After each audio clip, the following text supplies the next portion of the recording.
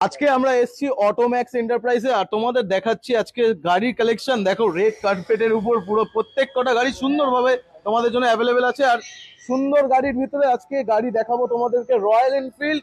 আরে দাদা কোথায় গেল? আরে এদিকে আসতে হবে তো, রাস্তায় দাঁড়িয়ে থাকলে হবে না। গাড়ির দাম দাম তো আমি জানি না, আর দর্শকরাও জানে না। আজকে তোমাকে বলতে হবে এই গাড়ির ডিটেলস, যেটা হচ্ছে কি আছে মেটিওর মেটিওর 350 350 আছে একদম রেডি, রেডি টু গো একেবারে। ট্রিপের মান্থ চলছে এই মুহূর্তে, আর ট্রিপ করার জন্য বেস্ট অপশন রয়্যাল এনফিল্ডের কমফোর্টেবল রাইড যদি কেউ করতে চায়।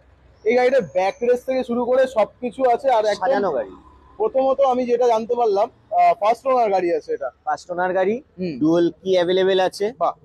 তার উপর গাড়িটা যে টায়ার তোমরা দেখতে পাচ্ছ, হুম, টায়ারটা একবার দেখে নাও, একদমই তাই। অফ রোডিং টায়ার লাগানো এটা আছে আর শুধু পেছনে সামনের না, মিচেলিন পেছনেও টায়ার একসাথে লাগানো আছে। একসাথে। ডুয়েল ডিস্ক টপ মডেল বলা যায়। যারা